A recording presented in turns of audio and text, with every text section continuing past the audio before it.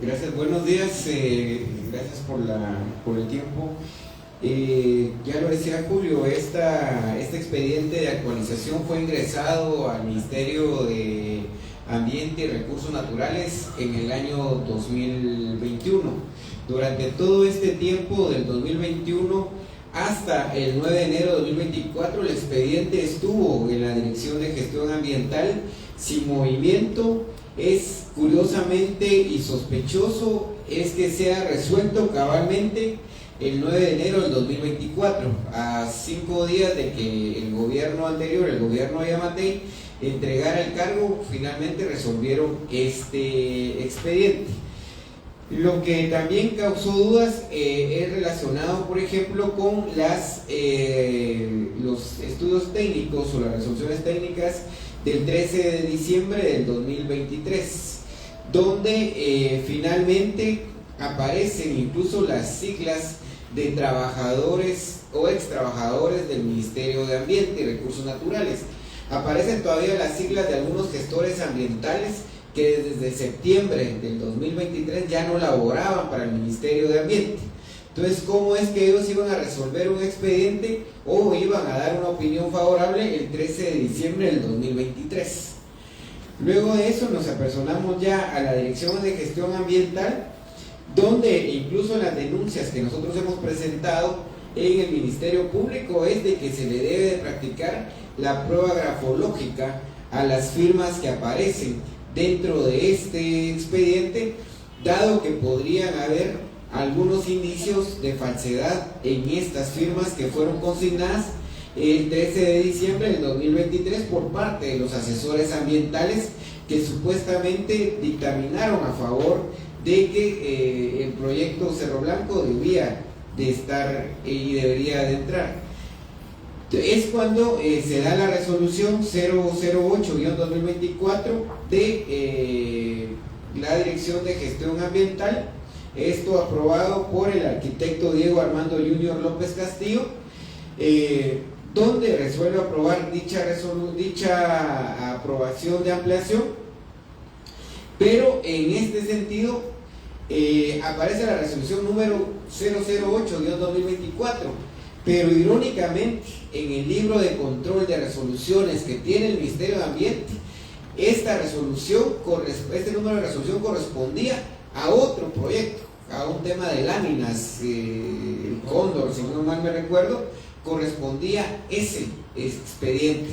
Todo esto lo que demuestra son todas las ilegalidades e posibles indicios de corrupción y de ilegalidades que se pudieron haber cometido al momento de otorgar esta resolución, además de que también trabajadores del mismo Ministerio de Ambiente presentaron denuncias, dado que el notificador del Ministerio de Ambiente y Recursos Naturales presentó una denuncia por falsedad, dado que para el tema de la notificación le falsificaron la firma a él también.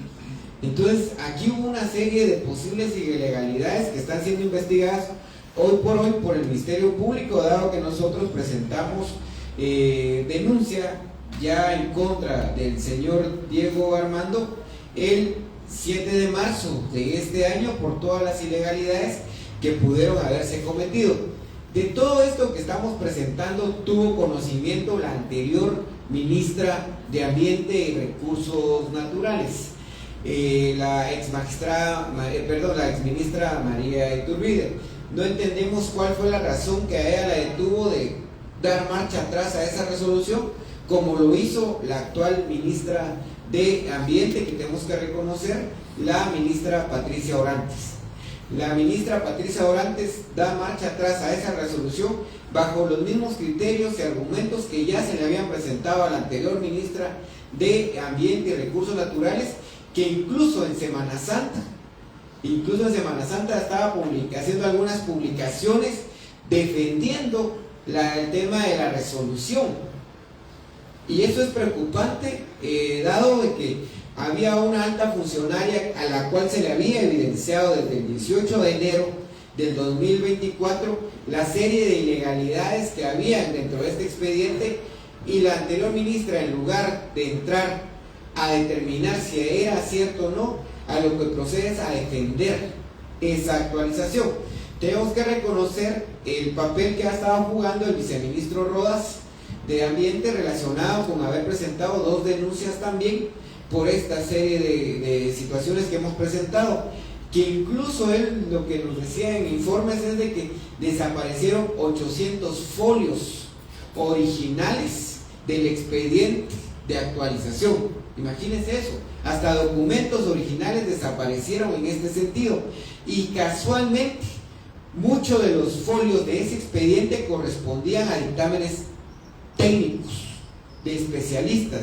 Incluso se habían llevado hasta el colegiado del médico que había dado algunos dictámenes relacionados con este proceso de actualización. Y algo muy importante que hay que mencionar en este sentido es que el proceso de actualización, según en el REXA, se hace sobre proyectos que están funcionando. Esta empresa por 17 años no ha tenido ningún trabajo, y lo último que hemos estado documentando es que en 17 años, en concepto de regalías, la empresa Cerro Blanco ha reportado alrededor de 16,000 quetzales al Estado de Guatemala. En 17 años ha tributado 8,000 quetzales a la Municipalidad de Asunción Mita y 8,000 quetzales al Estado de Guatemala, al Ministerio de Energía y Minas. Incluso hay reportes mensuales donde han tributado 98 quetzales en regalías.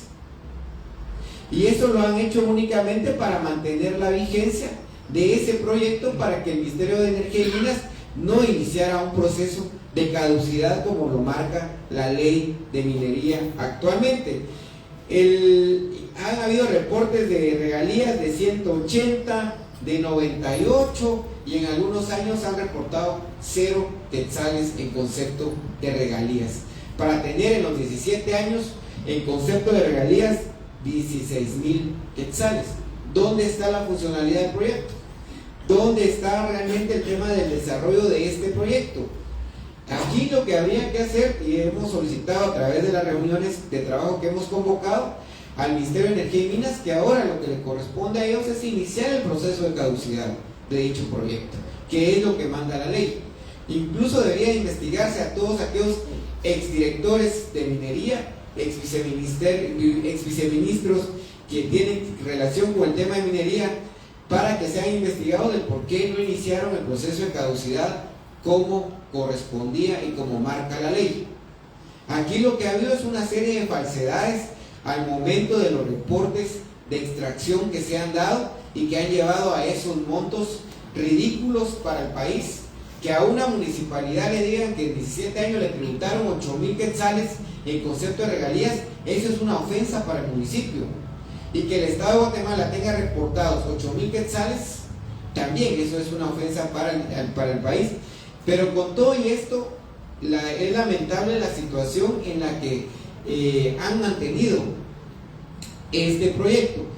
Y todos los ministros, al menos desde el 2016-17, han tenido conocimiento de esta serie de ilegalidades, algunos que incluso están en la lista Angel y en la Magnitsky, como Chan, el ministro Chan, el exministro Pimentel, también tuvieron conocimiento de toda esta serie de ilegalidades, y lo único que hicieron fue seguir favoreciendo a este proyecto. Y incluso en ese momento, en contubernio con el Ministerio de Ambiente y Recursos Naturales, que se prestó a aprobar esa actualización cuando el procedimiento no era el adecuado, no fue el adecuado.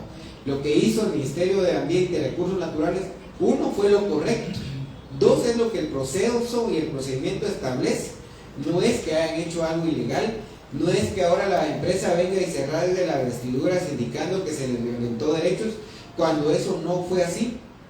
Incluso aquí habría que ampliar, el Ministerio Público debería de ampliar hacia algunos directivos o algunos funcionarios de la empresa, si es que no hubieron sobornos de por medio, dado de que para que haya un acto de corrupción deben de haber dos actores, el corrupto y el corruptor, y que es lo que debería de determinarse en este sentido. No estamos estigmatizando a ningún proyecto, a ninguna empresa, pero sí, estamos señalando finalmente las violaciones al debido proceso que se hicieron durante todo el proceso desde el 2021, que es cuando entra el expediente de actualización. Incluso yo he visitado algunas oficinas del Ministerio de Ambiente y Recursos Naturales que debían de haber tenido el expediente en su poder y me decían: mire, diputado, aquí desde el 2021 vinieron y se llevaron los expedientes. Había una caja que le llamamos la caja misteriosa, porque nadie sabía lo que tenía esa caja. Incluso cuando nosotros fuimos el 18 de enero a la Dirección de Gestión Ambiental, esa caja estaba en un mueble que estaba a las espaldas del director de Gestión Ambiental. Ese expediente no debió haber estado ahí, en ningún momento debió haber estado ahí, debió haber estado incluso en los expedientes de Dirección de Gestión Ambiental, en los archivos de ahí, pero no, parecía que tenían un tratamiento VIP, porque hasta la caja la tenía resguardada el mismo director de Gestión Ambiental en ese momento. Hasta este tipo de situaciones se dio. E incluso hay gente, ya ciudadanos y ciudadanas, después de esto, que han dicho: mire, diputado, yo he ingresado expedientes menos complejos que esos al Ministerio de Ambiente y Recursos Naturales y se han llevado hasta 3 años en darme una resolución. Y no entendemos cómo ese tipo de proyectos lo resolvieron de forma express. Hay gente que ha ingresado expedientes en la misma fecha que ingresó esta empresa y que hasta el día de hoy no han sido resueltos todavía esos expedientes. Eso es muestra del favoritismo que hubo para algunas empresas, y por eso es que nosotros ya presentamos la denuncia como corresponde, le hemos estado dando el seguimiento, haríamos un llamado al ente investigador que pueda deducir responsabilidades en este sentido para no seguir viviendo en un clima de impunidad, y al llamado a las empresas de que las cosas las hagan bien, pues no es haciendo y manipulando los procesos que finalmente van a poder tener éxito en sus proyectos. Y en este caso al Ministerio de Ambiente y Recursos Naturales, pues pedirle que siga en el proceso de depuración de esta importante institución. Siga habiendo sospechas sobre el manejo de la Dirección de Gestión Ambiental aún todavía en esta administración, pero creo que con la buena voluntad que ha manifestado la señora ministra se puede depurar y recuperar la institucionalidad ambiental, y al Ministerio de Energía y Minas pues que inicie los procesos que corresponden y lo que les mandata la ley de minería, para que de esa forma pues puedan tener certeza tanto los ciudadanos, que ahí de hecho y lo hemos defendido incluso en el mismo pleno del Congreso de la República, de que lo que hubo en Asunción Mita fue un proceso democrático. Hay un ejercicio de democracia real, donde la población de Mita dijo que no quería minería. Ellos ya decidieron sobre su territorio, qué es lo que marca el Código Municipal, qué es lo que marca la voluntad del pueblo, y que creo que las Cortes deben empezar a respetar la voluntad popular. Las Cortes están para hacer que se respeten los derechos de los ciudadanos y ciudadanas, no están para hacer sentencias complacientes con determinado sector. Y creo que ahí sí la Corte de Constitucionalidad y la Corte Suprema de Justicia deben empezar a cambiar esos criterios, deben empezar realmente a respetar el debido proceso y el Estado de Derecho, y no únicamente tratar de favorecer a determinados sectores por quedar bien con quienes finalmente tomaron la decisión de elegir en algún momento. Entonces, hemos estado en este proceso, vamos a continuar acompañando los procesos de intermediación a las comunidades en el proceso de fiscalización y presentando las denuncias como corresponde. Muchas gracias. Gracias al diputado José. El acompañamiento, la labor de fiscalización que hace valer, digamos, el derecho de los diputados a investigar y justificar también estas acciones de búsqueda de información que muchas veces es negada a los ciudadanos. En ese sentido, llamo la atención también a la parte académica. Los estudios de impacto ambiental son un instrumento de protección de derechos ciudadanos, pero también es un instrumento predictivo. Y en ese sentido, nos ha llamado la atención que sistemáticamente el Ministerio de Ambiente y Recursos Naturales cambia los equipos de gestión ambiental. Este proyecto que nosotros decimos que nació muerto originalmente fue precisamente para que les aprobaran ese primer estudio de impacto ambiental, el que querían actualizar, fue de una manera totalmente fraudulenta.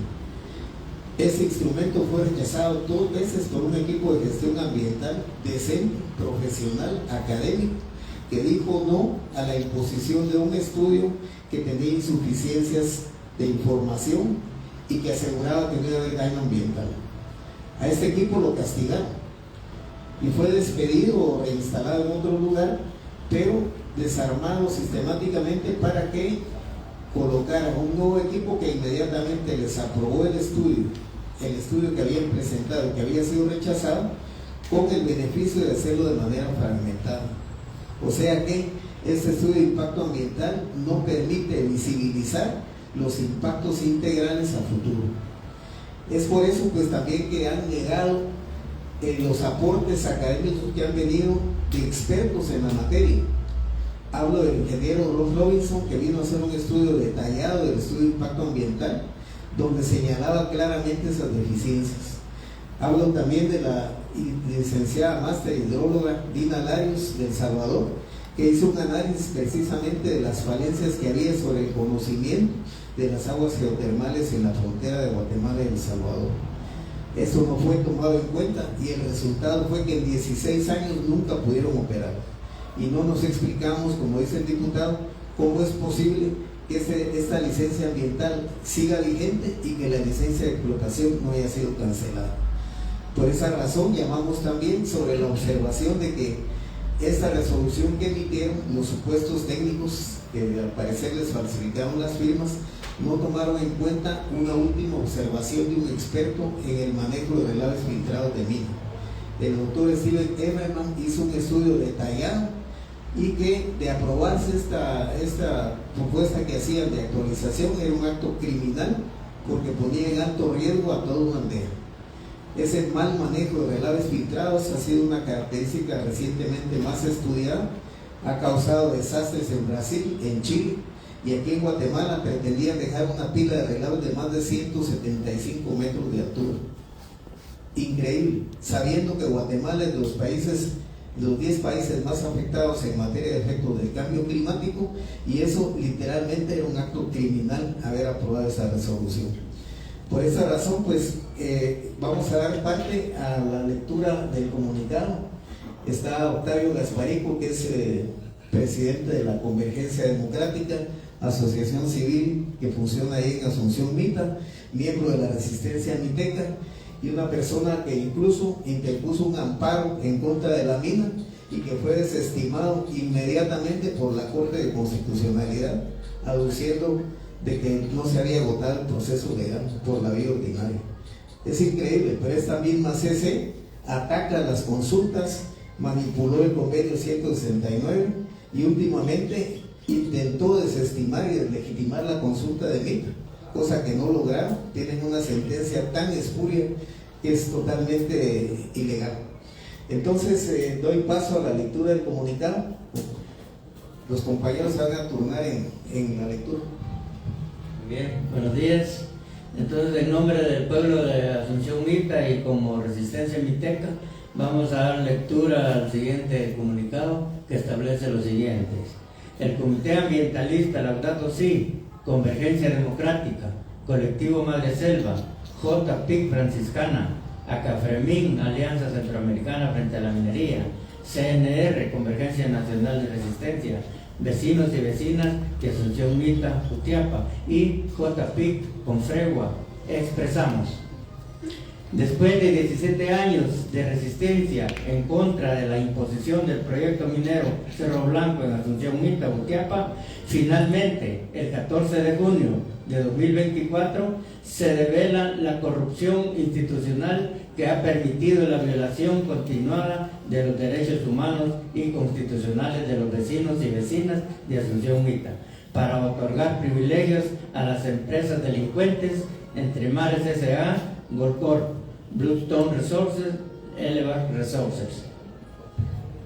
Entre Mares S.A., después de 7 años de explotación, presenta precipitadamente un estudio de impacto ambiental en 2014 para solicitar la licencia de explotación, Este estudio fue rechazado nuevamente en 2005. Presentan el EIA 970-2005, que también es rechazado por inconsistencias de información. Además, aseguraban de forma antitécnica que no habría impactos ambientales. El ético equipo de gestión ambiental del MARM fue castigado, despidieron o trasladaron a sus integrantes por la presión del gerente de Goldcorp, Milton Saravia Martínez, un exfuncionario del MEM, que fue nombrado y designado para agilizar los trámites de la licencia de explotación. Esto lo logran el 14 de agosto de 2007, según resolución número 26-13-2007, con el beneficio de amparo de forma fragmentada para ocultar la dimensión del impacto ambiental integral. Goldcorp compra los derechos mineros y mantiene a Entremares S.A. como subsidiaria, iniciando los trabajos para realizar minería subterránea. Sin embargo, por el pésimo estudio de impacto ambiental aprobado, al excavar los túneles chocan con acuíferos de agua geotermal que impiden la construcción de 2 túneles. Por esta razón, no pudieron extraer oro y plata durante 16 años. El Ministerio de Energía y Minas, incumpliendo la ley de minería que señala que si en 2 años no extraen material ni tributan al Estado, se procede a iniciar el proceso de caducidad. Nuevamente, el Ministerio de Energía y Minas se niega a iniciar el proceso de caducidad y le concede una suspensión temporal de 2 años que fueron prorrogando al inventar que la mina se encontraba en fase de mantenimiento, entre comillas. Figura que no existe en la ley de minería. Goldcorp, al darse cuenta de que Cerro Blanco es un proyecto fracasado, anuncia a través de la prensa que pone a la venta la mina sin que el Ministerio de Energía y Minas actúe e inicie el proceso de caducidad. En 2016, el MEM hace una simulación de caducidad, aceptando la falsedad de que la mina ha extraído material, presentando las muestras de suelo extraídas en la exploración. Pero al preguntarles sobre la tributación, también admiten que no sabían que había que realizar ese trámite. El MEM acepta sus excusas para prolongar la vida de la licencia hasta que finalmente logran vender los derechos de la empresa canadiense Bluestone Resources. Bluestone Resources adquiere con plena conciencia un proyecto fracasado y se arriesga con la intención de lograr cambiar el proceso de minado, de minería subterránea a cielo abierto, única opción para lograr extraer el máximo de oro y plata en el tiempo de vida que le queda a la licencia, 8 años a partir de 2024. En última instancia, también podría demandar al Estado de Guatemala ante el CIADI si no se les permitiera operar a cielo abierto. Para lograr esto, nuevamente vuelven a llamarse Entremares S.A. para no perder los derechos y utilizar la responsabilidad legal del EIA de 2007.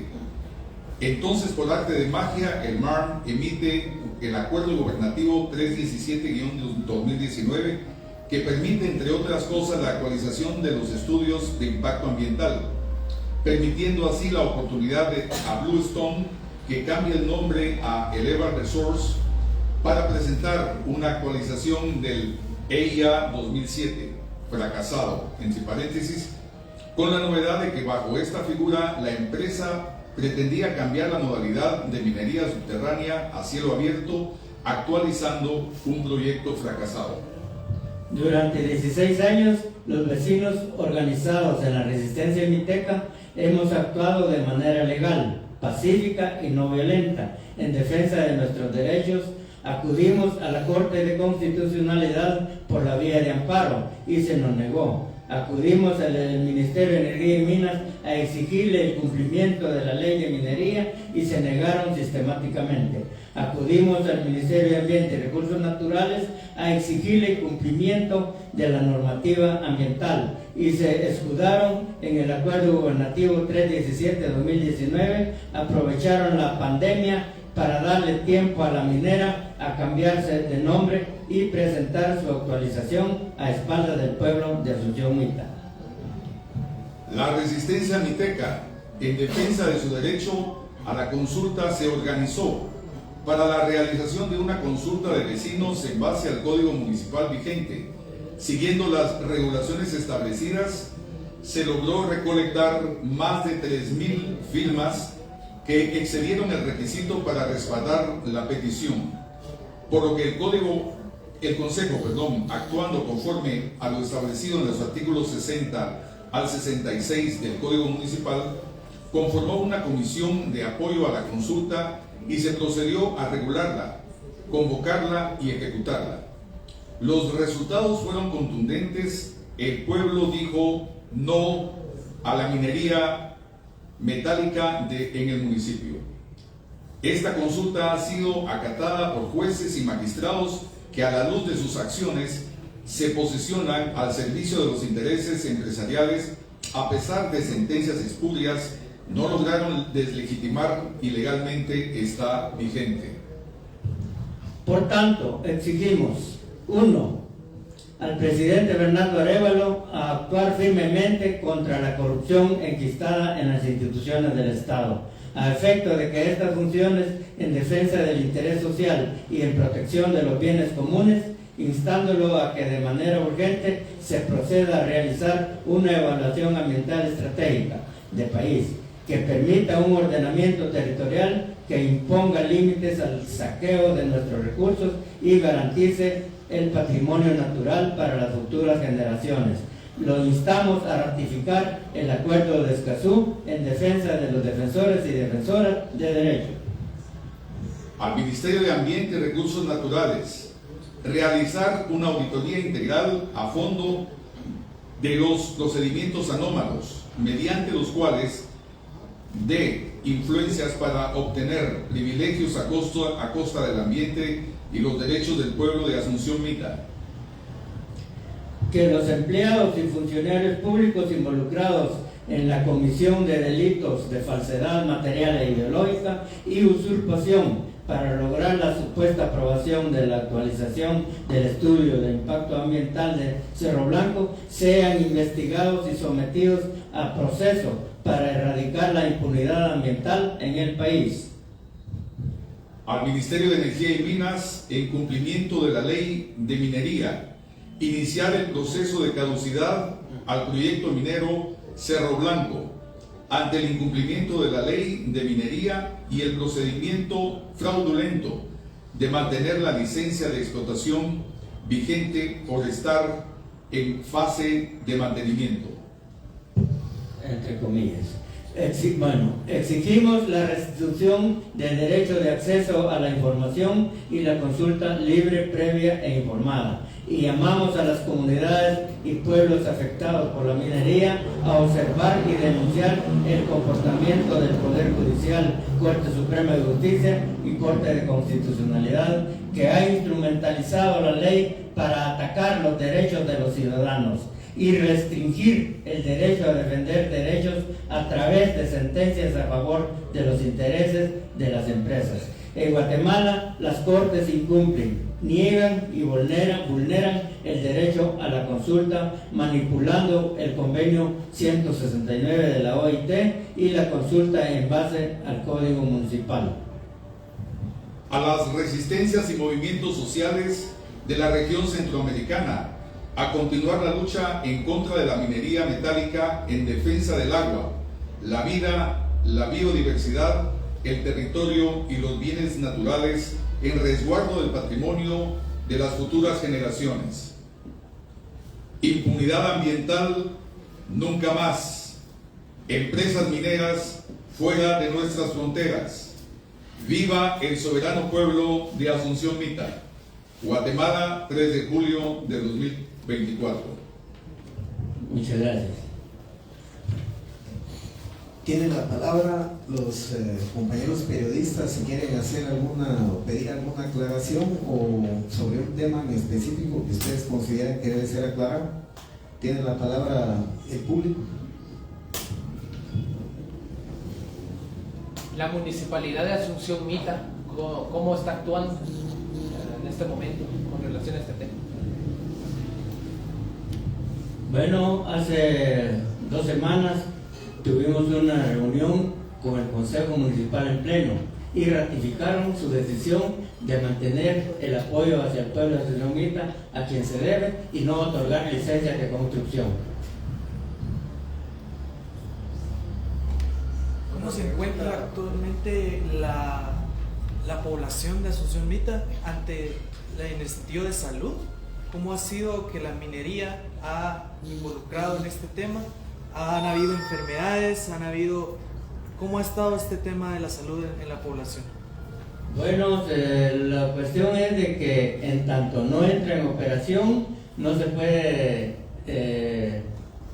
acusar directamente para no caer en falsedades. Lo que sí existe es contaminación de arsénico, que ese no necesita estar en explotación para que contamine las aguas y la gente se informe. No solo la de Asunción Mita, sino que la de El Salvador también. Sí, han habido, digamos, varios monitoreos a la cuenca del río Sum que drena al lago de Huija. Objetivamente sí se han encontrado trazas de sedimentos de arsénico y de metales pesados. En lo que la mina estuvo construyendo los túneles, dejó mucha exposición, digamos, de los sales de la tierra que ellos no utilizan, y eso ha estado contaminando sistemáticamente el río Sur. Desde 2019 dejaron de trabajar, o sea, prácticamente cerraron la mina, esperando el momento pues para iniciar operación a cielo abierto. Durante esos 4 años ha bajado la contaminación que drena el río Sur, efectivamente, pero es la muestra más significativa de que media vez la mina empiece a operar, la contaminación va a progresar de una manera progresiva. Nosotros consideramos de que Asunción Mita es una población en riesgo. De hecho, es un territorio que tiene una concentración alta de arsénico en forma natural, por lo cual es irresponsable que se haya utilizado un proyecto minero sabiendo que esto iba a aumentar, digamos, el potencial de contaminación de parte del arsénico. El agua geotermal que han extraído, que son volúmenes significativos, estamos hablando de 600 galones por minuto. En la nueva propuesta que ellos hacían, estaban hablando de 6.000 galones por minuto. Es increíble. Pero todo esto pasa precisamente porque el equipo de gestión ambiental no tomó en cuenta las opiniones de los expertos, no aparecen en el expediente. Hicieron caso omiso a opiniones emitidas por maestrías y doctorados, sabiendo que el equipo de gestión ambiental no llega a esa categoría. Entonces sí llamamos también al ministerio a reforzar y fortalecer al equipo de gestión ambiental para que sepa entender y agradecer las opiniones de expertos que definitivamente están más allá por el expertise que tienen de las opiniones que ellos tienen, y eso dio origen a una aprobación de una resolución francamente carente de rigor académico. Entonces sí, Mita es una población en riesgo. Presentaron una línea de trabajo, digamos, del Ministerio de Salud que realmente no llena los requisitos. Ahorita estamos en una situación prepatogénica que nos va a llevar a una situación de hidroarsenicismo crónico endémico. Es una contaminación por arsénico. El arsénico que existe en el ambiente se acumula dentro del organismo humano y en presencia de enfermedades crónicas o de algún tipo de situación de enfermedad, lo que produce es cáncer y definitivamente muerte. Entonces sí es una muerte lenta, ¿no? Pero que sí el Ministerio de Salud también fue llamado a esto y nos hizo una opinión, una reunión de trabajo aquí con el diputado. Decían de que ellos no tienen protocolos de atención para enfermedades mineras. Guatemala no tiene protocolos de atención, no tiene camas, no tiene especialistas y mucho menos medicina para tratar estos casos de inflamación y contaminación por enfermedades de minería. Otra pregunta, si necesita. Este sería el diputado José Chico. Usted mencionaba sobre que iba a presentar denuncias. ¿En contra de quiénes serían estas denuncias que usted presentaría? Bueno, de hecho ya presentamos en contra del exdirector de gestión ambiental, el arquitecto Diego Junior, que fue presentada el 7 de marzo de este año por todas las debilidades que ya hayamos encontrado. Es el arquitecto Diego Armando Junior López Castillo, en su calidad de director de la Dirección de Gestión Ambiental y Recursos Naturales del Ministerio de Ambiente y Recursos Naturales. Fue denunciado por incumplimiento de deberes, abuso de autoridad y tráfico de influencias. De hecho, esto ya está en la Fiscalía que está en investigación de este expediente, y pues esperaríamos que se pueda ir diligenciando de la forma adecuada y pues que en este caso no sea un caso más de los que quedan en impunidad. Diputado, usted solicitó papelería al Ministerio de Energía y Minas, al Ministerio de Ambiente y Recursos Naturales, a la Procuraduría de Derechos Humanos en conjunto con la población de Asunción Mita. ¿Cómo le fue con la recepción de estos documentos?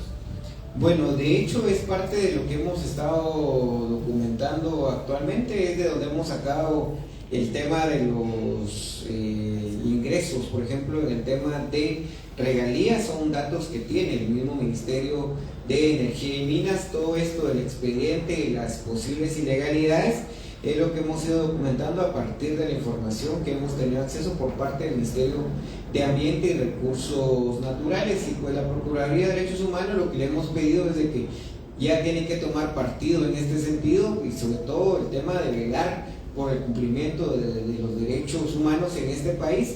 El Procurador de Derechos Humanos está un poco alejado de la realidad que está viviendo actualmente el país, no solo en el tema de minería, en una serie de temas que han estado pasando hoy por hoy en el país. Entonces el Procurador debe estar más allá de únicamente publicar algunos comunicados, sino que debe también estar ya en la observancia y emitiendo las resoluciones que corresponda, y por eso es que también presentamos algunas acciones en contra del tema de la reserva de información que estaban haciendo algunas instituciones públicas, como el tema de la Contraloría General de Cuentas, que esperaríamos que ninguna otra institución del Estado tome este tipo de acciones, porque lo que vendría a hacer es afectar el acceso al derecho humano a la información que tienen las comunidades, que tienen sociedad civil, que tenemos los diputados y diputadas y que tienen los medios de comunicación también. Entonces era esto que hizo la Contraloría, era el reflejo de lo que podía suceder en el resto de instituciones públicas, pero lo bueno es que dieron marcha atrás, pero era un poco para profundizar en la respuesta del tema del acceso a la información. A los diputados por ley no nos pueden negar información en muchos de los casos, nos la tratan de manipular de alguna forma, eso sí, pero lo que nos preocupa es el nivel de acceso a la información que tienen los ciudadanos y ciudadanas en este país. Mucha de la información a la que han tenido acceso las comunidades, los pueblos y sociedad civil han sido a través de los mecanismos de los diputados y diputadas, cuando hay una ley de acceso a la información pública que debería de cumplirse hoy por hoy y que varias instituciones públicas pues no la han estado cumpliendo, y por eso es que se ve limitada la función de los defensores de derechos humanos y de las comunidades en la defensa de sus propios derechos a partir de que no se les está dando la información. En torno a las enfermedades que está generando el arsénico, ¿ya hay algún documento donde se esté, digamos, reportando las personas que están recibiendo ese tipo de consecuencias? Bueno, lamentablemente el Centro de Salud